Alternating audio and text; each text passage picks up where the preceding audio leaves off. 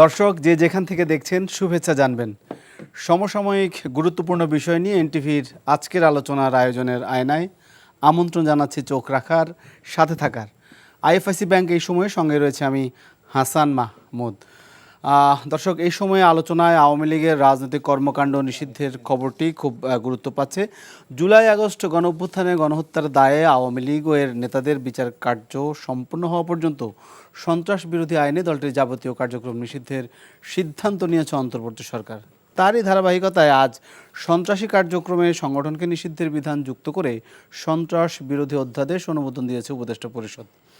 দল হিসেবে বিচারের বিধান রেখে আন্তর্জাতিক অপরাধ আইন সংশোধন করা হয়েছে। এ নিয়েই আমাদের আজকের আলোচনা, রাজনীতির গতিপথ। দর্শক, আলোচনা অংশগ্রহণের জন্য আমরা তিনজন অতিথিকে আমন্ত্রণ জানিয়েছি। আমার ডানে রয়েছেন আজিজুল বারী হেলাল, তথ্য বিষয়ক সম্পাদক বিএনপি।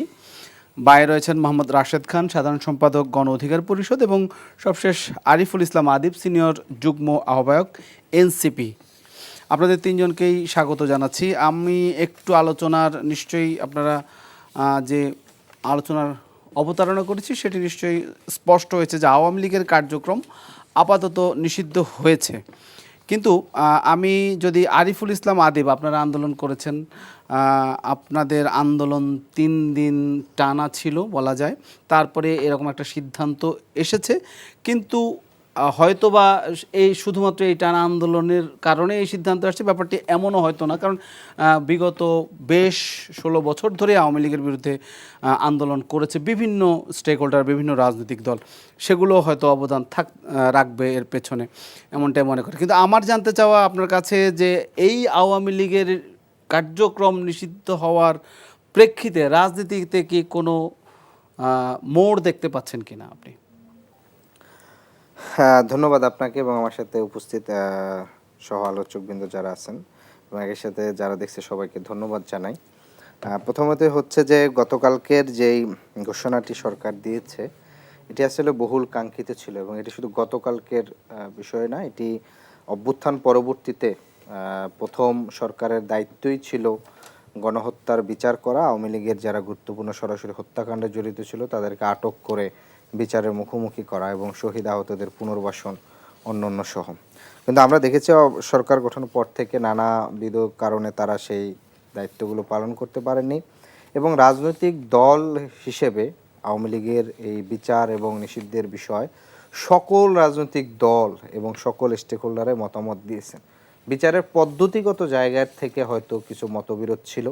অনেকে বলেছিলেন আগে বিচার করে দেন হচ্ছে বিচারের রায়ের মাধ্যমে যেটা আসে সেটার ব্যবস্থা নেওয়া। অনেকে বলছিলেন নির্বাহী আদেশে করা, কিংবা অনেকে বলছেন সাংগঠনিক রাজনৈতিক কার্যক্রম স্থগিত রেখে দেন হচ্ছে তাদের নিবন্ধন বাতিল করে স্থগিত করা।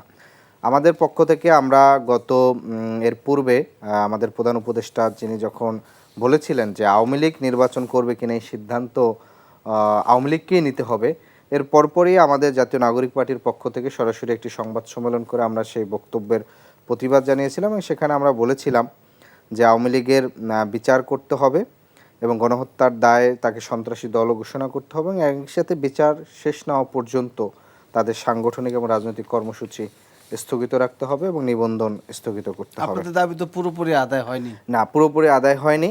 তো সেই প্রেক্ষিতে আমরা এবং একই সাথে বলেছিলাম যে অভ্যুত্থানের জুলাই সনদ দেওয়া সেটির বিষয়ে বলেছিলাম। তো এর প্রেক্ষিতে যখন আমাদের গত পরশু আমাদের নাগরিক পার্টিরই মুখ্য সংগঠক হাসনাত আবদুল্লাহ তিনি যখন সহ এবং পরবর্তীতে আমাদের আহ্বায়ক নাহিদ ইসলামও তিনি আহ্বান জানিয়েছিলেন এবং এটা দলের ব্যানারে না, তারা আহ্বান জানিয়েছেন অভ্যুত্থানের জায়গা থেকে এবং তারা সেই জায়গা থেকে সকল দল মত নির্বিশেষে সকল ছাত্র জনতাকে আহ্বান জানিয়েছেন। সেই জায়গা থেকে আমরা দেখেছিলাম রাত এবং পরবর্তী সকাল এবং দুপুরের সমাবেশ এবং রাতে সেটি হচ্ছে একটি পুরো জাগরণের একটা বড় জাগরণের জায়গা তৈরি হয় এবং সেটি সর্বশেষ যখন লোকারণ্য হয় পরবর্তী সেই আন্দোলনটি শাহবাগে যায় এবং সকল দলগুলো আমরা দেখেছিলাম ধারাবাহিকভাবে সেখানে অংশগ্রহণ করেছে, সংহতি জানিয়েছে। একই সময় একটা গণ অধিকারও দেখেছিলাম পল্টনে তারা করেছে। আমি একটু গণ অধিকারের কাছে আসতেছে, এখানে রাশেদ খান রয়েছেন। আমি রাশেদ, আপনি কি মনে করছেন এর মধ্য দিয়ে বাংলাদেশের যে চলমান বর্তমান রাজনীতি এতে কোনো বাঁক বদলের কোনো ঘটনা ঘটতে যাচ্ছে বা পরিবর্তন আসবে এরকম কিছু মনে হচ্ছে? একটা বড় রাজনৈতিক দলের কার্যক্রম নিষিদ্ধ, এটা বড় রাজনৈতিক দল, এটা এই জন্য বলছি যে বাংলাদেশের যে এর আগে 16 বছর তারা শাসন করেছে, যেভাবেই শাসন করেছে সেই অর্থে আওয়ামী লীগ তো নিষিদ্ধ হয়নি, এটা তো বলছি না, সত্য। কার্যক্রম তো নিষিদ্ধই আছে। আওয়ামী লীগ কি কোথাও তার কার্যক্রম চালাতে পরিচালনা করতে পারছে না তো। সুতরাং এটি নিয়ে আসলে নতুন করে যমুনা ঘেরাও করা বা শাহবাগ ঘেরাও করা বা যেটি আন্দোলন হয়েছে কিনা, যদি আপনারা তো করেছেন তাহলে। জি আমরা করেছি, কিন্তু আমাদের সবার দাবি তো ছিল আওয়ামী লীগকে নিষিদ্ধ করা, কিন্তু সরকার কার্যক্রম স্থগিত ঘোষণা করেছে। এটা আসলে এক ধরনের মিষ্টি ধোঁকা, মানে সবাইকে তো মাঠ থেকে তুলতে হবে। সুতরাং এই মানে সরকার ধোঁকা দিয়েছে আপনাদের? ধোঁকা দিয়েছে, সেটা আদিত্য নিজেও বলল যে তাদের যে দাবি ছিল সেই দাবি তো পূরণ হয়নি। আপনাদেরটাও হয়নি? কারোরটাই তো হয় নাই। মানে শিক্ষার্থীরা একটা আবেগের জায়গা থেকে নেমেছে। এখানে দেখেন যে শাহবাগের যে জমায়েত, যমুনার সামনে যে জমায়েত, সেখানকার অধিকাংশ কিন্তু জামাত এবং শিবিরের কর্মী, ইসলামী আন্দোলনের খেলাফত মজলিস, বাংলাদেশ খেলাফত মজলিস, হেফাজত ইসলামের অন্তর্ভুক্ত যতগুলো দল আছে ম্যাক্সিমাম কিন্তু ইসলামপন্থীরাই সেখানে গিয়েছে। মধ্যপন্থী কয়েকটি দল গিয়েছে, তাদের সাংগঠনিক অবস্থা আমরা সবাই মোটামুটি জানি। তবে আমরা আমাদের দলের পক্ষ থেকে শুরু থেকে কিন্তু আমরা তাদেরকে নিষিদ্ধ করার ব্যাপারে কিন্তু রাজপথে ছিলাম। আমরা 64 জেলায় আসলে দলগতভাবে প্রোগ্রামটা করেছি। 64 জেলায় আমরা স্মারকলিপি দিয়েছি, এটা দলগতভাবে। জেলায় একটা ঘোষণাও করেছিলেন? হ্যাঁ, এটা দলগতভাবে, আমাদের আন্দোলনটা দলগতভাবে করছি। কারণ আমরা দেখেছি যে এই ক্রেডিট নিয়ে এক ধরনের বাণিজ্য শুরু হয়, টানা হেঁচড়া। এই যে দেখেন এনসিপির সাথে আজকে জামাতের শিবিরের যে যুদ্ধ, এটা আসলে মানুষ খুব খারাপভাবে নিচ্ছে। আরে ভাই, আন্দোলনটা তো সফলই হয়নি, ক্রেডিট নিয়ে তো ভাগাভাগির কি আছে? আচ্ছা, আমরা আওয়ামী লীগকে কি নিষিদ্ধ করা হয়েছে? আচ্ছা, এই যে ভাগাভাগি বা কাড়াকাড়ি, এই প্রশ্নে আমরা আসবো দিতে পারবো। আমরা একটু এখানে সিনিয়র একজন রাজনীতিবিদ রয়েছেন, হেলাল ভাই, আপনার কাছে একটু জানতে চাই, যে কথাটি নিয়ে তারা দুজন বলেছে যে তাদের এখন পর্যন্ত তারা যে আন্দোলনটা করেছে সেই আন্দোলনের আসলে কোনো, তারা বলছে যে তারা যেটা চেয়েছে সেটা হয়নি। আপনি কি মনে করেন? আপনাদের দল থেকেও আজকে এটাকে এক ধরনের সাধুবাদ জানানো হয়েছে। আমি যেটা বলতে চাচ্ছি যে সরকার, ইন্টারিম গভর্নমেন্ট দেরিতে হলেও জনগণের যে চাওয়া বা রাজনৈতিক দলগুলোর যে চাওয়া, যে আওয়ামী লীগের মতো একটা সন্ত্রাসী সংগঠনকে কার্যক্রম নিষিদ্ধ করেছে দেরিতে হলেও, এখন সেই কার্যক্রম, সেই বিচারিক কার্যক্রম, যেমন এনসিটি অ্যাক্টে তো ছিল যে রাজনৈতিক দলকে আপনার নিষিদ্ধ করা যায়, বিচার করা যায়, সেটা তো এই ইন্টারিম গভর্নমেন্টই বাদ দিয়েছিল। এখন সেটা আবার আপনার সেখানে ইনক্লুড করবে, তাই না? অর্থাৎ যে যতদিন না আপনার বিচার হচ্ছে তো ততদিন এরা কাজ করতে পারবে না আওয়ামী লীগ। কারণ এই রাশেদের সাথে আমি একমত, আওয়ামী লীগ আসলে কাজ করছে, তাই না? আওয়ামী লীগ তো 5 আগস্ট কাজ করছে, পরে আমরা এই যে কথাটা বললো। তারপরেও আমরা সাধুবাদ জানাই এই জন্য যে দেরিতে হলেও যে একটা সিদ্ধান্ত দিয়েছে। আমার একটা বক্তব্য আছে এখানে, যে কালচারটা কি শুরু হলো, বাংলাদেশের কালচারটা কি শুরু হলো, পলিটিক্যাল কালচারটা দেখেন। 8ই আগস্টের সরকার গঠনের পরে এই যে আপনার সচিবালয়ে একদল ছাত্র ঢুকে পরীক্ষা পিছায় দিল। তারপর থেকে শুরু হলো আপনার একটা কালচার, কি মব কালচার নাম দিয়ে। মব বললে তো অনেকে রাগ হয়। আমি মব তো আর জাস্টিস করে না, মব এখানে ভায়োলেন্স হতে পারে, মব ভায়োলেন্সই হয়, মব জাস্টিস হয় কি হয় জানি না, মব ভায়োলেন্স হয়। এইভাবে বাংলাদেশে কতগুলো মব ইনজাস্টিস হতে পারে, মব ইনজাস্টিস হতে পারে, কতগুলো ঘটনা ঘটলো। আপনার নার্সের থেকে শুরু অনেকগুলো ঘটনা ঘটেছে, 100-150 কি হয়েছে। এখন আবার সেই একই পদ্ধতিতে যে সবাইকে শাহবাগে যেতে হবে, এই কাজ কিন্তু আওয়ামী লীগও করেছিল যখন ওই যে ফাঁসির রায়গুলো কার্যক্রম করতে গেল, গণজাগরণ মঞ্চ, তাই না? তো এখন এই যে কালচারটা শুরু হয়েছে, ডক্টর ইউনূস কিন্তু আপনার ক্রাইসিস, ইন্টারন্যাশনাল ক্রাইসিস একটা কমিটির সামনে বলেছিল যে আওয়ামী লীগকে তারা দল হিসাবে বিচার করতে বা বন্ধ করতে চায় না। এটাকে সবাই আপনারা দেখেছেন সাক্ষাৎকারটা। তাহলে তিনি এখন কি করলেন?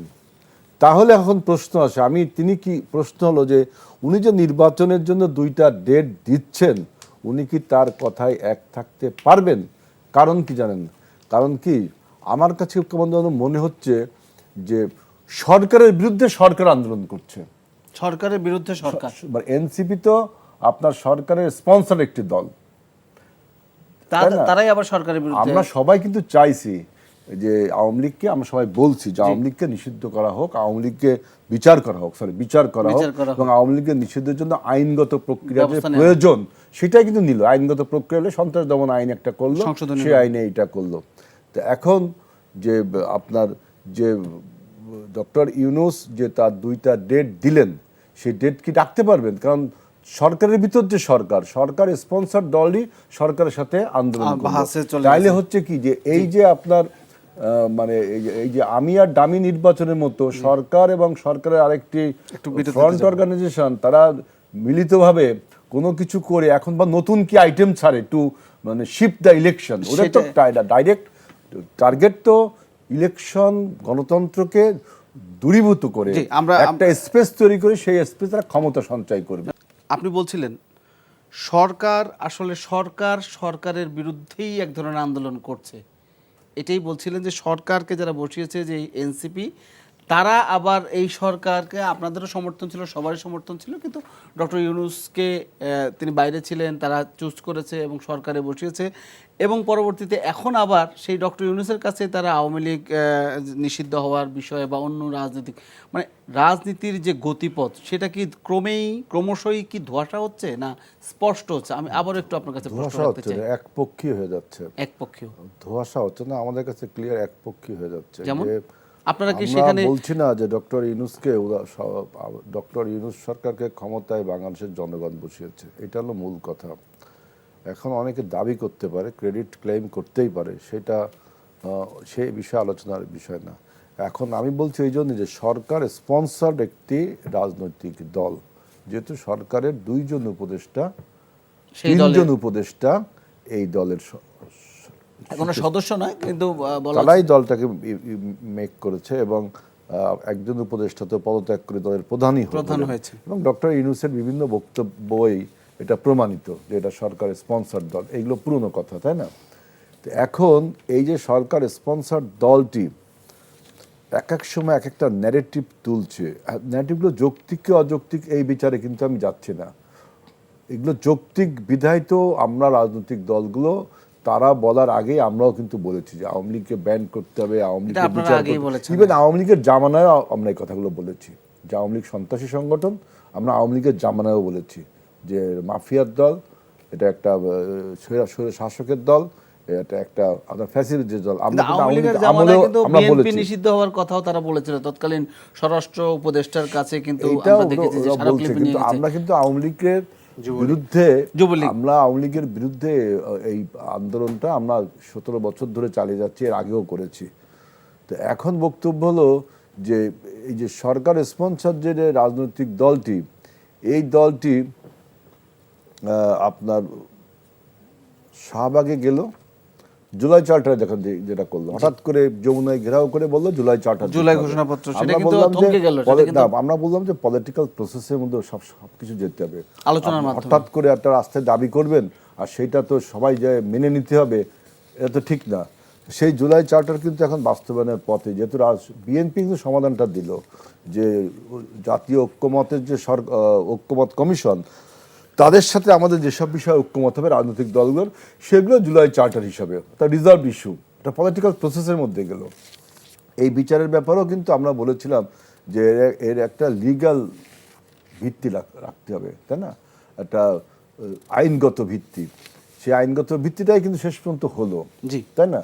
এখন আমার বক্তব্য বল যে শেষ পর্যন্ত সেই আইনগত ভিত্তি হলো, কিন্তু মাঝখানে যে আপনার ওই যে শাহবাগকে বা ঢাকা শহরের বিভিন্ন মোড়ে এই যে আমাদের এনসিপি ছাত্ররা দাঁড়িয়ে পড়ছে এবং সরকার সেইটাকে আপনার মেনে নিচ্ছে, এর ফলে আমি আগের আলোচনায় বলেছি যে কি ঘটনাগুলো ঘটছে। আবার বাংলাদেশে আপনার রাজনীতির গতিপথকে এবং তারা যেটা চাচ্ছে যে তাদের শক্তি সঞ্চয় করে তারা একটা রাজনৈতিক দল হয়ে ওঠেনি এখনো, সেইটুক সুযোগ ডক্টর ইউনূসকে তাদেরকে দিচ্ছে, নাকি তারা ডক্টর ইউনূসকে অনির্বাচিত উপায়ে বেশি দিন রাখার জন্য এই যে কৌশলগুলো করছে, আমি এবং ডামির যে কৌশল শেখ হাসিনা করেছিল, আমি আর ডামির নির্বাচন। সবসময় মনে রাখতে হবে, দেখেন অনির্বাচিত সরকার থাকলে কি সিদ্ধান্ত গ্রহণে দ্বিধাদ্বন্দ্বে থাকে। এই যে আমরা দেখছি না আওয়ামী লীগ নিষিদ্ধ ব্যাপার বা বিভিন্ন সংস্কার বলেন, আপনি সংবিধান সংস্কার থেকে শুরু করে যত রকম সিদ্ধান্ত নেওয়ার দরকার, এই সব সিদ্ধান্ত নিতে সরকার অল টাইম একটা দ্বিধাদ্বন্দ্বে, কারণ এটা একটা অনির্বাচিত সরকার। এই জন্য বিএনপি পলিটিক্যাল ম্যাচুরিটি থেকে বলছে যে নির্বাচিত সরকার থাকলে আপনার দেশের গণতন্ত্র প্রতিষ্ঠার এবং সমস্যার সমাধানে আমরা সবাই একটা কথা বলতে পারি, এবং সরকারকে যদি তখন সেই নির্বাচিত সরকার যদি ব্যবস্থা না নেয়, তাহলে ওই নির্বাচিত সরকারেরও কিন্তু শেখ হাসিনার মতো অবস্থা হয়। আর এমন একটা সরকার আপনি বসিয়েছেন যার মেয়াদ এখন আনলিমিটেড। কতদিন মেয়াদ আমরা জানি না। আপনি বলতে পারেন যে জুন মাসে নির্বাচন হলে তো মেয়াদ শেষ, আপনি বলতে পারেন না? তারা তো বলেছে বলছেন না? জুনের মধ্যে ইয়াহিয়া ডিসেম্বর খান বা কি জুন বলেছিল এই যে ৭১ ৭০ নির্বাচনে, ইয়াহিয়া খান কি বলেছিল, নির্বাচনের পরে যে গণপরিষদ বা সংবিধান তারা করবে, সংবিধান রচনা করবে এবং দেশ চালাবে, বলছিল না? ইয়াহিয়া খান ক্ষমতা ছেড়েছিল, আপনি ছেড়েছিল। এর আগে আমি বললাম যে ডক্টর ইউনূস তো বহুবার বলেছে যে আওয়ামী লীগে তিনি বিচার করবেন না, আওয়ামী লীগের ব্যাপারে সিদ্ধান্ত আওয়ামী লীগই নেবে। তিনি কি এখন সেই অবস্থা আছেন? সুতরাং উনি যে বলছেন যে ডিসেম্বর থেকে জুন সেটা যে উনি থাকবেন এবং থাকবেন না, তার বড় সিনড্রোম তো এই যে তার যে স্পন্সর দল তাদের দিয়ে বিভিন্ন রকম ইস্যু বাজারে ছাড়ছে এবং আমাদের মধ্যে একটা আনস্টেবল করে রাখছে। আমি অনেক টেলিভিশনে বলেছি যে ব্রিটিশ ইম্পেরিয়ালিস্ট ফোর্স, ব্রিটিশ যে ইম্পেরিয়াল আমাদের দেশে যখন ছিল, তখন কিন্তু তারা আমাদের যে হিন্দু, মুসলিম, খ্রিস্টান, জৈন, শিখ এদের মধ্যে খুব সুকৌশল একটা আপনার সমস্যা বাঁধিয়ে দিয়ে সমাজে আনস্টেবল সৃষ্টি করে তিনি 200 বছর ক্ষমতা থাকলেন। এবং সবচেয়ে মজার ব্যাপার দেখেন যে 1857 সালে যখন ওই যে বললো যে বন্দুকের কার্তুসে আপনার শুয়োরের চর্বি না গরুর চর্বি, মুসলিম আর হিন্দুর দাঙ্গা বেড়ে গেল। শেষে কি হলো, ছিলাম আগে কোম্পানির শাসনে, মানে কি লুজ শাসনে ছিলাম, দুর্বল। এরপর চলে গেলাম একদম ব্রিটিশ এম্পায়ার, রানীর শাসনে চলে গেলাম পুরো 150 বছর, কোম্পানির শাসনে 50 বছর। এই সমস্ত থিওরি আমার বারবার মনে পড়ছে। ইয়াহিয়া খানের 70 সালের নির্বাচন, আপনি বলতে চাচ্ছেন যে টালবাহানা করে ক্ষমতাকে প্রলম্বিত করছে, তাই তো? প্রলম্বিত করে এই দেশে, আমি কিন্তু এই দেশে হামিদ কারজাই মার্কা সরকার বা ইরাকের আব্দুল ঘানি মার্কা সরকার কোনো অপচেষ্টা যদি করা হয়, জনগণ কিন্তু সেটা মানবে না। আমি এখানে রাশেদ আছে, রাশেদ আপনাকে হেলাল ভাইয়ের বক্তব্য নিশ্চয়ই আপনি শুনেছেন। আসলে কি সরকার ক্ষমতাকে প্রলম্বিত করছে নিজেদের? তিনি যে অভিযোগটা করেছেন যে এনসিপি বা যার কথাই বলেছেন যে তাদেরকে একটা তাদের সরকারের হাতিয়ার হিসেবে ক্ষমতাকে প্রলম্বিত করার চেষ্টা করছে, তাহলে রাজনীতির আসলে গতিপথ কোন দিকে যাচ্ছে? ধন্যবাদ। এটার সাথে আপনি একমত? জি ধন্যবাদ। বিষয়টা আসলে এরকম, দেখেন আমরা একটি সরকার চেয়েছিলাম যে সরকার আসলে জনগণের পক্ষে কাজ করবে, কিন্তু আমরা লক্ষ্য করছি যে সরকার আসলে জনগণ বা রাজনৈতিক দলগুলোর কথা যেভাবে শোনা দরকার ছিল সেটা আসলে শুনতেছে না। তারা এই যে কিছু এনজিও কর্মী বা যে ব্যক্তিত্ব, কিছু বৃদ্ধ আমলা এবং আবার এর মধ্যে কেউ কেউ আপনার একদমই আসলে কখনোই গণ অভ্যুত্থানে ছিলেন না, এরকম কিছু মানুষকে নিয়ে, কিছু সুশীল ব্যক্তিবর্গকে নিয়ে একটি উপদেষ্টা পরিষদ গঠন করেছে। এদের ভিতর অনেকে আবার জনবিচ্ছিন্ন, জনগণের সাথে সম্পৃক্ত ছিল না। সুতরাং তারা কিভাবে আসলে জনগণের কল্যাণে সিদ্ধান্ত নেবে? যে কোনো সিদ্ধান্ত আলাপ আলোচনার মাধ্যমে নিলে বেটার, সেটি যে সিদ্ধান্ত হোক না কেন। কিন্তু আলাপ আলোচনা সরকার বেশ কয়েকবার রাজনৈতিক দলগুলোর সাথে বসেছে। কোন জন্য বসেছে? কি জন্য? বেশ কিছু কয়েক দফায় বসেছে।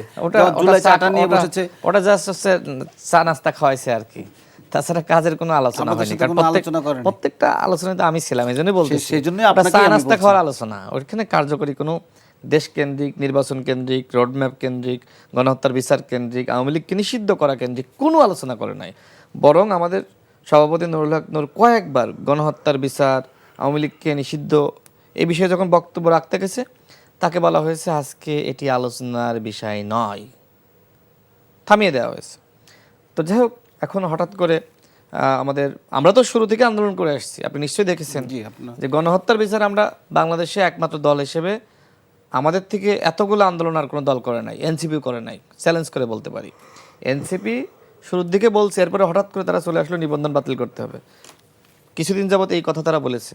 এরপরে যখন দেখেন মূল বিষয়টাকে আপনাকে আঘাত করতে হবে। আব্দুল হামিদ পালিয়ে গেল প্রধান উপদেষ্টার গ্রিন সিগন্যাল পেয়ে এবং স্বরাষ্ট্র উপদেষ্টার সহযোগিতায়। কিন্তু গণমাধ্যমে স্বরাষ্ট্র এসেছে উপদেষ্টা তো বলেছেন যে স্বরাষ্ট্র উপদেষ্টাকে এখন দায় নিবে, দায় নিলে চেয়ার থাকবে। কি হয়েছে আপনি জানেন, আমি জানি, কিন্তু আমরা তো অনুমান করতে পারি। একজন রাষ্ট্রপতি, দামি রাষ্ট্রপতি, রাষ্ট্রের সর্বোচ্চ ব্যক্তি, অভিভাবক, তিনি প্রধান উপদেষ্টার গ্রিন সিগন্যাল ছাড়া পালাতে পারেন না। এবং এটি হয়েছে। পালাইছে কই, সবার সামনে দেখি। হ্যাঁ, দেশ ছেড়েছে। তিনি তো এই যে সরকারের একটা ইমেজ, এয়ারপোর্ট দিয়ে গেছেন, সরকারের একটা ইমেজ, মানে ইমেজ আসলে ডাউন হলো না, এই ইমেজটা উদ্ধার করার চেষ্টা অনেকে করেছে। তো যাই হোক, ভাই যেটি বললেন, দেখেন আমি শুরু থেকে বলে আসছি, আনলিমিটেড এবং আনপ্ল্যান্ড কোনো কিছু আমি পছন্দ করি না। সে আমাকে যে যত গালি দেয় দিক। ডক্টর ইউনূস মনে করলাম ফেরেশতা, একজন ফেরেশতাও কখনো নিয়মের বাইরে যেতে পারেন না। আর সেই নিয়মটা কি? আপনি কি করতে চান বলেন না, সমস্যা কি? আপনি আমাদেরকে ডেকে বলেন যে ভাই আমরা এই কাজগুলো করতে চাই, আমাদের দেশের জন্য দরকার। তো দেশটা নিয়ে কি শুধুমাত্র ডক্টর ইউনূস স্যারই ভাবে? আমরা ভাবি নাই? আমরা যদি না ভাবতাম, হাসিনার বিরুদ্ধে লড়াই সংগ্রাম করি নাই? মানে আমরা কি সিআরএট এই টকশোতে আপনি আমাকে এমনি ডাকছেন? সাধারণ কেউ হলে কি আমাকে ডাকতেন? আন্দোলন সংগ্রাম, জেল, জুলুম, রিমান্ড, যখন কেউ কথা বলে নাই, আমি রাশেদ খান তখন একটানা 15 দিন রিমান্ডের নির্যাতনের শিকার হয়েছি। হাসিনার বিরুদ্ধে কথা বলতে গিয়ে, লড়াই করতে গিয়ে আমাদেরকে অসংখ্যবার হামলা মামলা, কখনো তুলে নিয়ে যাবে, বাসায় থাকতে পারি নাই, ঘুমাইতে পারি নাই। সেটা কত আপনারাও ইতিহাস। হয়েছেন, তো বিএনপি আমরা নেতারাও সংগ্রাম হয়েছেন। করি নাই। জি, সেটা আমি এই জন্যই বলতেছি যে সরকারের উচিত হবে গণহত্যার বিচারটা যথাযথভাবে দ্রুত সময়ের মধ্যে করা।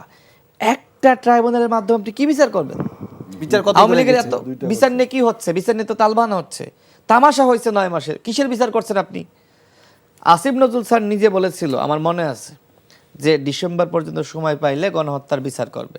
এখন কি আপনার বিশ্বাস হয় ডিসেম্বর মধ্যে গণহত্যার বিচার সম্ভব? 4-5 মাস আছে। কেমনে সম্ভব? আপনি তো ধরেনই নি। কয়েকজন উপদেষ্টা রিফাইন্ড আওয়ামী লীগ গঠনের সাথে জড়িত, বিভিন্ন বিদেশি এজেন্সির সাথে মিটিংও তারা করেছে। এক, দ্বিতীয়ত কয়েকজন উপদেষ্টা মিলে 3-4 জন ডামি এমপির জামিন করিয়েছে। এই তথ্য আমার কাছে এসেছে, আমি অসংখ্যবার বক্তব্য বলেছি। তো উপদেষ্টা পরিষদ যদি আওয়ামী লীগের সাথে পীড়িত করে, তারা আবার আওয়ামী লীগকে নিষিদ্ধ করবে? এই যে সাংগঠনিক কার্যক্রমে নিষেধাজ্ঞা দিয়েছে, এটা আবার কি? আমি বলি একটু, এই আওয়ামী লীগকে যদি, আপনি যে পীড়িতের কথা আমি বলছেন, একটু শেষ এটা করি। সরকারের লাভটা কি? আমি একটু শেষ করি। দেখেন, সরকার থাকতে যদি হবে। আওয়ামী লীগকে নিষিদ্ধ করা হতো, তাহলে আওয়ামী লীগের যারা অপরাধী এরা আসলে গ্রেপ্তার হতো। এক, বা নতুনভাবে কেউ আওয়ামী লীগ করতে পারতো না। একটা নিষিদ্ধ সংগঠন করা যায় না, কেউ বিদেশে যেতে পারতো না, তাদের সম্পদ বাজেয়াপ্ত হতো। একটাও কি হয়েছে? কোনো কিছু তো হয় নাই। এখন নিষেধাজ্ঞার মাধ্যমে কি হয়েছে? সাংগঠনিক কার্যক্রমের নিষেধাজ্ঞার মাধ্যমে কি হয়েছে? আগেও তারা মিছিল মিটিং করতে পারে না, প্রকাশ্যে এখনও পারবে না। একই তো কথা, যে আম সেই আপনার কি বলে, যে লাও সেই কদু, একই অবস্থা। তো যাই হোক, সরকার একটা আন্দোলনের মুখে পদক্ষেপ নিয়েছে, এটা ইতিবাচক, আমরা এটাকে সাধুবাদ জানাই।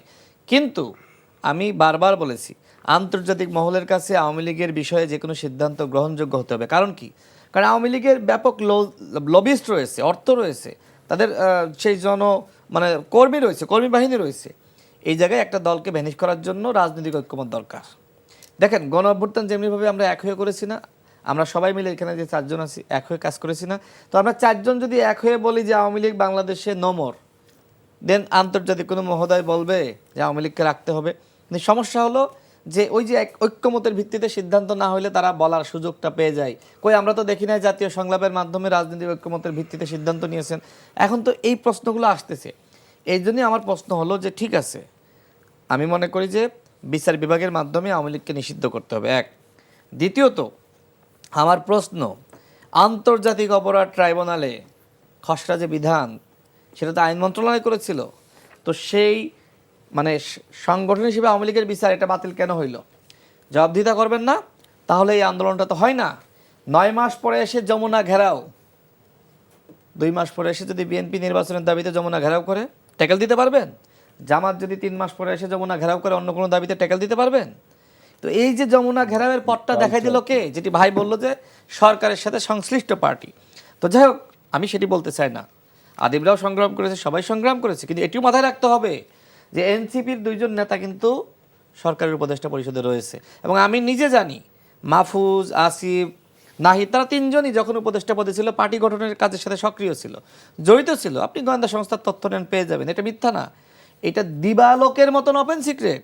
তো এখন যদি তারা অস্বীকারও করে যে না ভাই আমরা সরকারের পক্ষের লোক না, আরে ভাই প্রত্যেকটা উপদেষ্টার মনোনীত তোমরা করেছো, প্রত্যেকটার, একজনও না, মানে একজনও অন্য কেউ করে নাই, প্রত্যেকটা তারা করেছে। তো স্বাভাবিকভাবে সরকারের সাথে তাদের সম্পৃক্ততা আছে, এটি ভালো। গণ অভ্যুত্থানের পরে তো পৃথিবীর ইতিহাসে আমরা দেখেছি বিভিন্ন দেশে যারা নেতৃত্ব দিয়েছে তারা ক্ষমতা নিয়েছে, কিন্তু আমার প্রশ্ন হলো যে এইবার গণ অভ্যুত্থান তো কারোর একক নেতৃত্ব হয় নাই। এই গণ অভ্যুত্থানে বিএনপি আছে, গণ অধিকার পরিষদ আছে, জামাত আছে, আবার ছাত্ররা যারা ছিল তারা ছিল, সবাই মিলে একটা সরকার গঠন করলে এই সংকটটা তৈরি হতো না। গণ অধিকার পরিষদ এই জন্য বলেছিল যে জাতীয় ঐক্যমতের সরকার, সরকার 1 বছর থাকবে নাকি 2 বছর থাকবে সেইটা ঐক্যমতের ভিত্তিতে সবার অংশীদারিত্বের সরকার হবে। কিন্তু কি করা হলো, যেটি করা হয়েছে, এনসিপি একটি দল গঠিত হয়েছে, তারা বিতর্কিত হয়েছে, তাদেরকে কিন্তু এখন সবাই মিলে চেপে ধরতেছে, বলতেছে যে তোমরা সরকারে গেছো, দায়ভারটা তোমাদের নিতে হবে। 9 মাস পরে এসে আওয়ামী লীগকে নিয়ে কিসের কেসাল? যেদিন শপথ নিল সেদিন সংবিধান বিলুপ্ত হয়ে যাবে, কোনো সংবিধান থাকবে না। রাষ্ট্রপতি শেষ করে দিই, রাষ্ট্রপতি চুপ থাকবে না, নতুন রাষ্ট্রপতি ঘোষণা করা হবে। যারা অভ্যুত্থানে ছিল তারা সবাই মিলে সেই রাষ্ট্রপতির হাতে সবাই মানে শপথ নেবে নতুন সরকার, এবং এরপরে নতুন সংবিধান প্রণয়ন করা হবে। কেন করা হয়নি? তুমি অবৈধ রাষ্ট্রপতির হাতে শপথ নিলা, অবৈধ সংবিধান মেনে শপথ নিলা, এভাবে শুয়ে কসম কাটলা যে এই সংবিধানের বাইরে আমি যাব না, তাই তো? তো এখন এসে বলতেছে গণপরিষদ নির্বাচন। ভাই 9 মাস আগে যেটা হয় নাই সেটা 9 মাস পরে হয় না। চেয়ারে থেকে যে কাজটা করা যায় চেয়ারের বাইরে গিয়ে সেই কাজটা করা যায় না। দেখেন নাহিদ তো প্রধান উপদেষ্টার পরে সব থেকে প্রভাবশালী। আমি একটু আমি শেষ করে দিই, আমি শেষ করে দিই, তাকে দিয়েন, পাঠ তো আছে, পাঠের তো শেষ নাই। হ্যাঁ, পাঠের তো শেষ নাই, 30 সেকেন্ডে শেষ করে দেন, ফিনিশ হবে না। জি আচ্ছা, না সব তো তাদের বিরুদ্ধে অভিযোগগুলো যাচ্ছে, তাকে একটু ডিফেন্স করতে হবে। বিএনপি আর রাশেদ ভাইয়ের মধ্যে ডিফারেন্স না না না, আমার চেয়ে হেলাল ভাই কারোর সাথে একমত নাই, আমার ভিন্নতা। হেলাল ভাই কি জাতীয় সরকারের কথা বলছে? বলতে একবার আপনারা দুজনেরই বক্তব্য এনসিপির বিরুদ্ধে যাচ্ছে, সেটাই বলছেন। আসন না, তুমি আসনের কথা বললো না ভাই, ওই আসনের জন্য কোটি কোটি টাকার ইয়া পাইছে, তারা ওই কোন সাথে রেগুলার লন্ডনে ইয়া বলো, হয়। আর ওই বিএনপির স্থায়ী কমিটির নেতাদের কাছে আসনের নেগোসিয়েশনের প্রস্তাব তোমরাও পাঠাইছো, বাসায় বসছো। এটা বলবো নাকি? টকশোতে বলতে বললে বলো, ছেড়ে দিই। ঠিক আছে, আমাকে বলতে দুইজন আলোচনা করে ভাই, আমি বলি আমার কাছে তথ্য আছে, সে যে এই কথাগুলো বলে আমি বলি আসন নেগোসিয়েশনের প্রস্তাব তো তারাও দিয়েছে, যে আদিফুল আদিম তারা দিয়েছে তো, এগুলো আমারে বলে লাভ আছে। আমি শেষ করে দিই, ফিনিশিং তো হবে না, না যে একটু শেষ করতে শেষ করে তো দিচ্ছি, সেটা না থাকলে শেষ অপেক্ষা করছে, কারণ আপনারা দুজনে যে বক্তব্য দিয়েছেন বলবে তো, তাকে বলতে হবে, সময় দিতে হবে তাকে। এক্স্যাক্টলি, তাকে অবশ্যই সময় দিবেন। তা আমি এইটাই বলতেছি যে অভ্যুত্থানের পরে জাতীয় ঐক্য সংহতি ভেঙে পড়েছে, এটা তো মানতে হবে। এই যে মাহফুজ আলম, সে উপদেষ্টা হওয়ার যোগ্যতা রাখে? একজন অ্যানার্কিস্ট, সে 2 দিন পর পর এক উল্টাপাল্টা পোস্ট করে সে জাতীয় ঐক্য সংহতি ভেঙে ফেল একদম। এখন দেখেন জামাত শিবিরকে নিয়ে কি লেখা শুরু করেছে, জামাত শিবিরের ভূমিকা নাই। এই যে শাহবাগে যমুনার সামনে জামাত শিবির, ইসলামী আন্দোলন এবং ইসলামিক অন্যান্য সংগঠনরা না গেলে এখানে ম্যান পাওয়ার সাপ্লাই হয়, তাদের জনসমর্থন সম্পর্কে আমরা বুঝতে পেরেছি। ভাই আপনি মানতে হবে, আপনি কোন বক্তব্যটি সামনে আনতে চাচ্ছেন আমি বুঝতে পেরেছি। আদিব, আপনি একটু বলবেন। দুজনেই আপনাকে যেই আমি তো আদিবকে নিয়ে বলি, আমি সরকারকে নিয়ে বলি। আদিব যেহেতু এনসিপির প্রতিনিধিত্ব করছে, আমরা তার কাছে একটু শুনি। না, আমি এখানে প্রথমত বক্তব্য হচ্ছে, দেখেন হেলাল ভাই সিনিয়র রাজনীতিবিদ, ওনারা যখন রাজনীতি শুরু করছেন তখন আমাদের জন্ম হয়েছে বা অল্প বয়স এরকম আর কি বিষয়। তা উনি বারবার বক্তব্যে একটা জিনিস বলে যাচ্ছেন, এটা আসলে রাজনীতিবিদদের জায়গা থেকে এই ধরনের বক্তব্যটা রাজনৈতিক শিষ্টাচারের মধ্যে পড়ে না। কারণ আমরা যদি সেই ধরনের বক্তব্য দেওয়া শুরু করি তাহলে তখন বলবে যে এনসিপি বিএনপির সাথে একটা সম্পর্ক খারাপ করছে টকশোতে। তিনি বারবার কথা বলতেছেন যে সরকার স্পন্সর্ড এনসিপি, কিন্তু এই যে ধরেন সরকার স্পন্সর্ড এনসিপি সে যদি এভাবে প্রতিপক্ষকে এই হিসাবে বলে, কারণ আমি যদি বলি যে ক্যান্টনমেন্টের দল বিএনপি, সিদ্ধান্তহীন দল বিএনপি, তাহলে এইগুলা তো রাজনৈতিকভাবে ইয়া থাকবে না, ভিত্তি উনি যে কথাগুলো বলছেন এটা না আক্রমণের ইস্যু না, এটা অবশ্যই আক্রমণের ইস্যু। কারণ আপনি বলতে পারেন না এইভাবে যে বারবার স্পন্সর সরকার স্পন্সর সমস্যা কি? আমি তো স্বীকার করছি আমরা না না ক্যান্টনমেন্টের স্পন্সর, তুমি স্বীকার করো যে না ক্যান্টনমেন্টের স্পন্সর দল বিষয়টা সেটাকে আপনারা যেভাবে জিয়া রহমান থেকে যেভাবে ক্যান্টনমেন্ট কি পুরা স্টেট অ্যাপারেটাস ব্যবহার করে যেভাবে দল তৈরি করছে, যে সেটাও তো বিএনপির যেভাবে রাজনৈতিক কার্যক্রম শুরু, সেটা তো তাদের সেই জায়গাগুলো তো তারা ওইভাবে অ্যাড্রেস করেন না, স্বীকার করেন না। তারা যেভাবে দল স্বীকার করছে, তারা তিনি তো যে বলছেন। রাজনৈতিক প্রক্রিয়া, ঠিক আছে, তারা তো সিদ্ধান্তহীনতা থাকে, 6 ঘন্টা ডিলে করে সিদ্ধান্ত নেন। 28 অক্টোবর 6 ঘন্টা পরে সিদ্ধান্ত নিয়েছেন। এইবারও হচ্ছে 5ই আগস্ট পরবর্তী সময় বিএনপি সিদ্ধান্তহীন ছিল। সিদ্ধান্তহীন থাকার ফলে আজকে রাষ্ট্রের যে জটিলতা তৈরি হয়েছে, এটা বিএনপির সিদ্ধান্তহীনতার কারণে। বরঞ্চ রাষ্ট্রের সবচেয়ে ক্রুশিয়াল টাইমে 1-2 ছাত্র উপদেষ্টা নাহিদ ইসলাম এবং আসিফ মাহমুদ যে দূরদর্শী সাহস নিয়ে রাষ্ট্রের এই ক্রিটিক্যাল ভঙ্গুর সময় দায়িত্ব নিতে গেছেন, সেটা তাদেরকে স্যালুট করা উচিত। তারা সবচেয়ে গুরুত্বপূর্ণ সিদ্ধান্ত নিচ্ছে। রাশেদ ভাই নিজে অভিযোগ করছেন যে জাতীয় সরকার তো তখন সেই রাজনৈতিক সময় জাতীয় বলেছিল, সরকারের কথা বলা রাজনীতি হচ্ছিল। বলছে। তো এখন তাহলে বিএনপি বিষয় হচ্ছে কি, বিএনপি বিষয় হচ্ছে যখনই স্টেট খুব ক্রিটিক্যাল মোমেন্টে পড়বে, অর্থনৈতিক অবস্থা খারাপ, আইন শৃঙ্খলা খারাপ, তাহলে সে নিজে দায়িত্ব নিয়ে হচ্ছে জাতিকে সবার যে উদ্ধার করবে সেটা না। তিনি যখন ক্রিটিক্যাল মোমেন্ট ছিল, তিনি অন্যকে দায়িত্ব দিয়ে দিচ্ছেন, অন্যের কাঁধে, যাদের অভিজ্ঞতা নাই বলতেছে, যারা অযোগ্য বলতেছে, যারা এনজিও, তাদেরকে আপনি বলে দিচ্ছেন, তাদের কাঁধে জোয়াল তুলে দিচ্ছেন, কিন্তু আপনি নিজে দায়িত্ব নিতে চান না। তাহলে এই যে ধরেন, আমি এটা ধরেন আমার কিন্তু আজকের এই বক্তব্য না, আমি এটা কেন বলছি, কারণ উনি বারবার একই কথা বলতেছেন যে সরকার কি জানো, সরকার স্পন্সর দল, সরকারের সবচেয়ে সুযোগ সুবিধা তো বিএনপি পাচ্ছে। উপদেষ্টা আপনারা স্পন্সর না, তাই তো? সরকার স্পন্সর, এটা এই ধরনের বক্তব্য দিলে এটা রাজনৈতিক অঙ্গনে বিতর্ক তৈরি করবে এবং যেটার প্রভাব পরবর্তীতে কর্মী দেন। আমি তো ওনার মধ্যে বলতে পারবো না। নাহিদ ইসলাম অবশ্যই সরকারি ছিল, সে সরকার পদত্যাগ করে আসছে, সে পদত্যাগ করে আসে না, পদত্যাগ করে এসে নেক্সাস হয়ে গেছে না, না নেক্সাস থেকে যায় না ভাই, নেক্সাস থাকে না। এখন আমি যদি বলি এইটা হয় না। অর্থ উপদেষ্টা বিএনপির সময় খালেদা জিয়া নিয়োগপ্রাপ্ত গভর্নর ছিলেন, সে তো খালেদা জিয়ার প্রতি আজীবন কৃতজ্ঞতা থাকবেন। তৌহিদ হোসেন বিএনপির সময় নিয়োগপ্রাপ্ত পররাষ্ট্র সচিব ছিলেন, দেন এখন উপদেষ্টা। এরকম খুঁজলে ওয়াহিদুদ্দিন মাহমুদ মির্জা ফখরুল ইসলামের বন্ধু ছিলেন। তো এইরকম ধরলে তো সরকারের হচ্ছে 60% তো বিএনপি বা বিএনপি রিলেটেড। এই ধরনের বক্তব্যগুলো আসলে রাজনৈতিক দূরত্ব তৈরি করে। ফলে আমরা মনে করব যে ধরেন রাজনৈতিক সিনিয়রিটির জায়গা থেকে তারা রাজনৈতিক আরো বেশি উদার হবেন, কারণ আর তারা যদি তাদের জায়গা থেকে মনে করেন যে না এনসিপি তাদের রাজনৈতিক গুরুত্বপূর্ণ জায়গা প্রতিপক্ষ, সেটা তাদের জায়গা মনে করলে, সেটা আমি মনে করি তাদের এই ধরনের বক্তব্যগুলো আসলে সংশয়পূর্ণ করে। দ্বিতীয়ত বিষয় হচ্ছে, রাশেদ ভাই বেশ কিছু আপত্তিকর কথা বলছেন। তিনি আসলে তার বক্তব্যের জায়গা থেকে যেভাবে কথা বলেন যে আমরা জানি, আমাদের কাছে তথ্য আছে, এগুলো আসলে কোনোভাবে রাজনৈতিক আলাপের সংলাপের মধ্যে পড়ে না। এবং তার মাঝে মাঝে কথাবার্তা আসলে সংশয় তৈরি করে। তিনি কি আসলে মানে শুধু তর্কের খাতিরেই কি তর্ক করতে চান, নাকি আসলে রাজনীতিটা করতে চান, সেটা আসলে ক্লিয়ার না। তারা যেই সময় বাংলাদেশের রাজনীতির পায়োনিয়ার ছিলেন, বাংলাদেশের যে দ্বিদলীয় রাজনীতি ছিল তার বাহিরে যে একটা নতুন রাজনীতি দেখতে পাওয়া যায়, বাংলাদেশের মানুষের বিগত 10 বছর ধরে এখানে একটা নতুন রাজনৈতিক আবহ তৈরি হয়েছে, একটা নতুন রাজনৈতিক সংস্কৃতি তৈরি হয়েছে। সেটা আপনি দেখবেন যে বাংলাদেশে গত 10 বছর যত বড় সামাজিক আন্দোলনগুলো হয়েছে, সবগুলো বিদ্যমান দলগুলোর বাহিরে সাধারণ শিক্ষার্থীদের নেতৃত্ব হয়েছে। সেটা 15 সালের ব্যাট বিরোধী আন্দোলন বলেন, 18 সাল, মানে সর্বশেষ সরকারটাও পড়েছে। তাহলে সেইটার একটা গুরুত্বপূর্ণ নেতা হয়ে তিনি যখন বিএনপির সুরে বিএনপির মতন করে কথা বলেন, তখন তার রাজনৈতিক আলাদা আইডেন্টিটি থাকে না। এবং এই জায়গা থেকে তিনি আসলে আর নতুন রাজনীতি আইডেন্টিটি না থেকে বরং বিএনপি মুখে আইডেন্টিটি। আমি জানি না বিএনপির সাথে তাদের কিরকম সিট ভাগাভাগি হয়েছে, 7 সিট হয়েছে না 5 সিট হয়েছে, কোথায় পাইছে বিষয়টা সেটা না। তো এইভাবে যদি বলেন, এখন আমি যদি বলি নির্বাচন কেন্দ্রিক না, আমি যদি নির্বাচন কেন্দ্রিক বলি, যে ধরেন এই বক্তব্য দেয় যে রাশেদ ভাইদের সিট কনফার্ম হয়েছে, সেটা তো লিখিত নমিনেট দিয়ে দিচ্ছে, ওটার কি বলে, প্যাডে নির্দেশনা দিয়ে দিছে এই জায়গায় তাদেরকে যেন অসহযোগিতা না করা হয়। এই যে ধরেন একটা লিগ্যাল একেবারে প্যাডে দেওয়ার মাধ্যমে দুইটা জিনিস স্পষ্ট হয়েছে। একটা জিনিস স্পষ্ট হয়েছে, বাংলাদেশের রাজনীতির যে সন্ত্রাসী বলেন কিংবা হচ্ছে শক্তি প্রদর্শনের যে রাজনীতি, এটা তো আমরা চাই না নতুন বাংলাদেশে।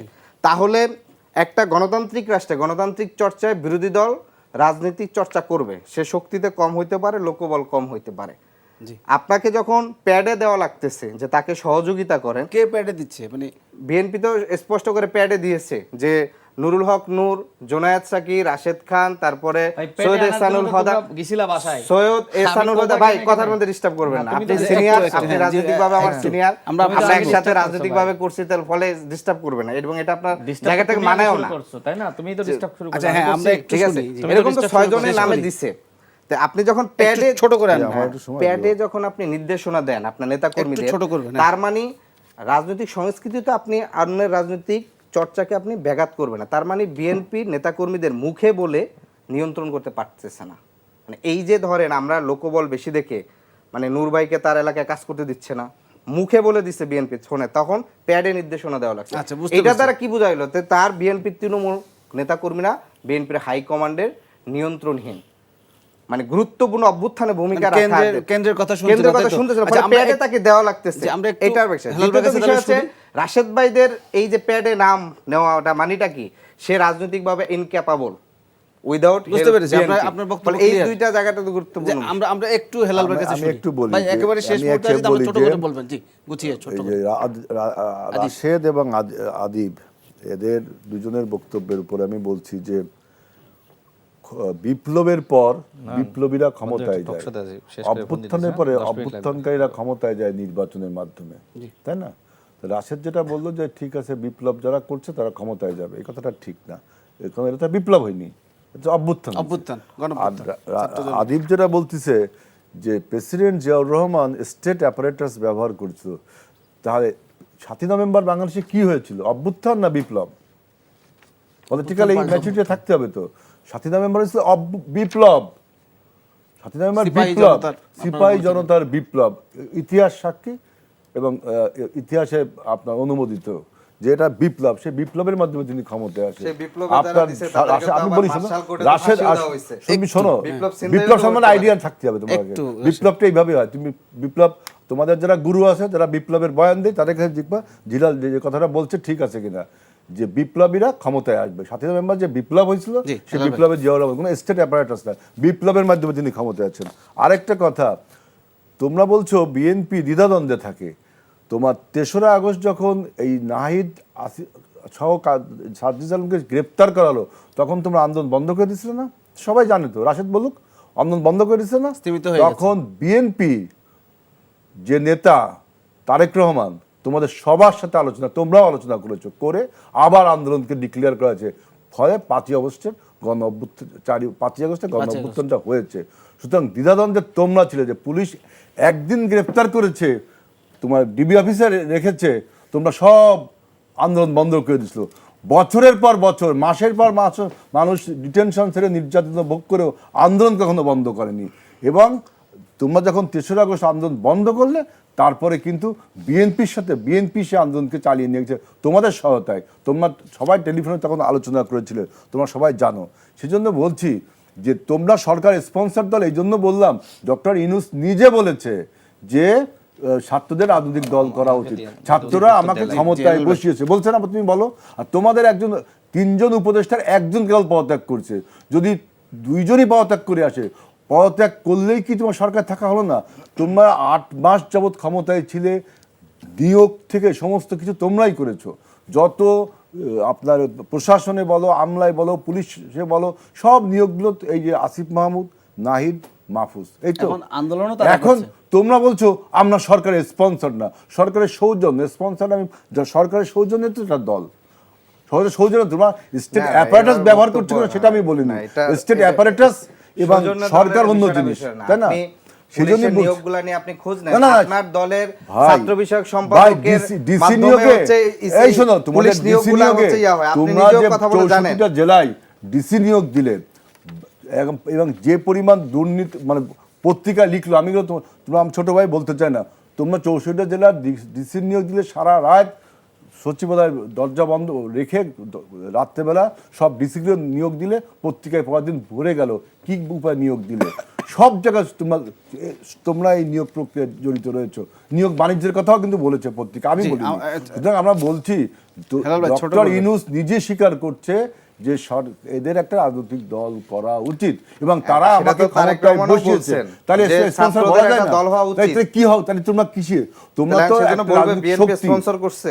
না না, স্পন্সর সরকার, এটা রাজনৈতিক সরকার বাস্তবতার sponsor। জায়গা থেকে না, না, তুমি নিজেই সবার কথার উত্তর দিচ্ছ, সুতরাং নিজে সরকার স্পন্সর একটি রাজনৈতিক দল, জি, এটা জি, আমি ইউনূসও একটু- বলছে, তুমিও বলছো। জি। আর আমরা স্টেট অ্যাপারেটাস ব্যবহার করে আমরা বিপ্লবের মাধ্যমে ক্ষমতা জি, এসেছি। হেলাল ভাই, আপনাকে- 7 নভেম্বর বিপ্লব ছিল সেটা। জি, আমি একটু রাশেদ, আপনি 1 মিনিট আর আদিব শেষ না, 1 সে তো মিনিট বলুন, বলছে আমরা অনেক শেষের কথা, দিকে। আমি শেষ করি। জি, জি, যেটি একটু- হলো আমাকে 1 মিনিট দিলে তার উত্তর না, দেবেন। আমরা একটু দ্রুত বলতে আচ্ছা হবে। দেখেন, ওই সে যে চিঠির কথা বলতেছে, দেখেন বিএনপির সাথে আমাদের 2022 সাল থেকে যুগপৎ আন্দোলনের সম্পর্ক।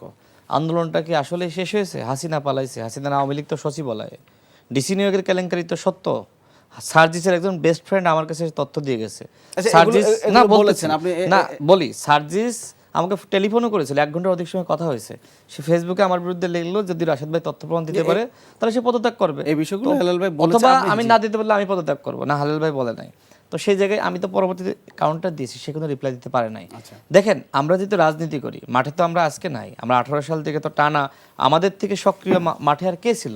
যখন আন্দোলনটা বাংলাদেশে এক প্রকার থেমে গেল, ঢাকা বিশ্ববিদ্যালয়ে আমরা কয়েকটা ছেলে নিবু নিবু করে আন্দোলনটা জ্বালিয়ে রেখেছিল। আদিবা আমাদের সাথে ছিল, জি। এখন সে এনসিপির নেতা হয়েছে, হয়তো আমাদের রাজনীতির খাতিরেই বিরোধিতা করতে হবে, সেও তো মার খাইছে আমাদের সাথে, তাই না? বিরোধিতা করা সবাই লাগবে ছিলেন, করতেছে। সেটাই আমি সেটাই তো আসতেছি বলছি ভাই, সেটাই তো শেষ বলছি করি। যে মানে 5 আগস্টের আগে জি। আপনাদের যে তো এখন ঐক্য ছিল সবার, এখন বিএনপির সেটাতে সাথে আমার এই যুগপৎ আলোচনায় তো অন্তত এটা বোঝা গেছে যে বিএনপির সাথে আমাদের কিছু যে যুগপৎ আন্দোলনটা ছিল, আমি তারতম্য মনে তৈরি হয়েছে। সেই সম্পর্ক জায়গাটা তো আমি এখন বিএনপি তো আমার বিরুদ্ধে কিছু বলতেছে না, করতেছে না, বা আমরা একসাথে এখনো পর্যন্ত লড়াই সংগ্রাম করার বিএনপির প্রয়োজনীয়তা সাথে আছে। আপনাদের একটা হ্যাঁ, সখ্যতা না, রয়েছে, আপনারা আমি যুগপৎ বলি, আন্দোলনে আছেন, এমনকি ছিলেন। এনসিপির সাথে তো আমাদের, তারা যখন ডাকে আমরা বসি, আমরা ডাকলে তারা বকে, সম্পর্ক বসে, সবার সাথে তো সেই সম্পর্কের জায়গাটা আছে। এখন স্বাভাবিকভাবে যাদের হাতে দায়িত্ব ছিল জাতীয় ঐক্য সংহতি ধরে রাখা, জি। ভাই যেটা বলেছে সত্য বলেছে না, নেক্সাস তো একই, একজন পদত্যাগ করে বাকি দুজন কেন করবে না?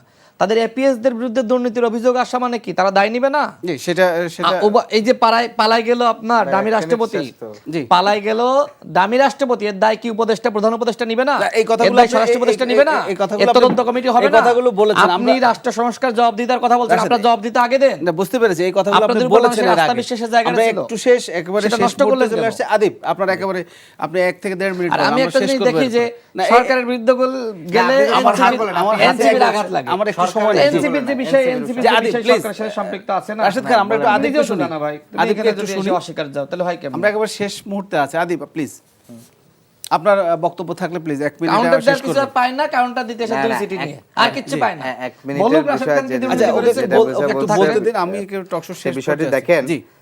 এখানে কথাটা আসছে বা এখানে বক্তব্য আসছে যে আব্দুল হামিদকে যে দেশ ছাড়া, সেখানে প্রেসিডেন্টের অফিস থেকে অনুমোদন গেছে।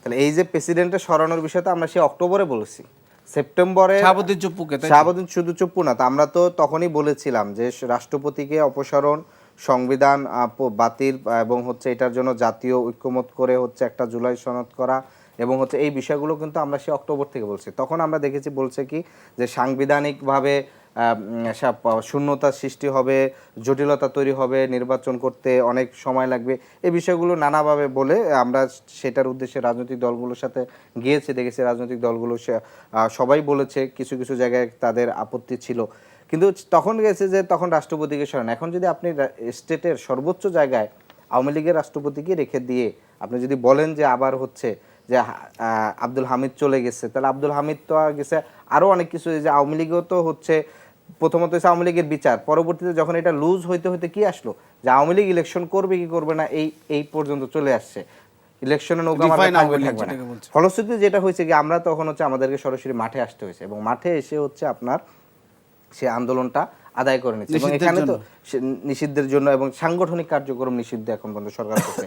ফলে সরকারের এই পুরো প্রক্রিয়াটা আমরা পুরোপুরি সন্তুষ্ট না, তবে ইতিবাচকভাবে দেখি। প্রথম পদক্ষেপ, বিচার করার প্রথম পদক্ষেপ হিসাবে সাংগঠনিক কার্যক্রম নিষেধাজ্ঞা দিচ্ছে। আশা করি অতি দ্রুত বিচারিক পরিকল্পনা রায় দিয়ে যে ট্রাইব্যুনাল একটা করছে সেখানে দ্রুত আরেকটা ট্রাইব্যুনাল এবং আরেকটা দ্রুত সরকার উচিত, সেটা আমি গতকালকে বক্তব্য শুনেছি, ট্রুথ অ্যান্ড রিকনসিলিয়েশন কমিশন করা উচিত। এই কমিশনের মাধ্যমে তাদের অপরাধের স্তর ধরে, অপরাধের পর্যায় ধরে, কারণ আপনার সিভিল সোসাইটির জায়গা থেকে যারা আওয়ামী লীগের হয়ে হচ্ছে এই হত্যাযজ্ঞের জন্য সম্মতি উৎপাদন করছে কিংবা বিচার বহির্ভূত হত্যাকাণ্ডের জন্য, সেই পর্যায়গুলোতে নানা জায়গা থেকে হচ্ছে। ধন্যবাদ আদিব, আমরা 3 জনের বক্তব্যই শুনলাম। তবে যে মতদ্বৈততা আপনাদের মধ্যে তৈরি হয়েছে, নিশ্চয়ই নতুন বাস্তবতা বন্দোবস্ত এবং নতুন বাংলাদেশ গড়ার পথে সেই ঐক্যগুলো আপনাদের আসব শক্তিশালী হবে, এমনটা প্রত্যাশা নিশ্চয়ই মানুষেরও। দর্শক, এই ছিল আজকের আয়োজনের আমাদের আলোচনার সারবস্তু। এই আলোচনা থেকে প্রাপ্ত কিছু যুক্ত হোক, খোলা থাকুক সত্যের চোখ। শুভরাত্রি, ভালো থাকবেন সবাই।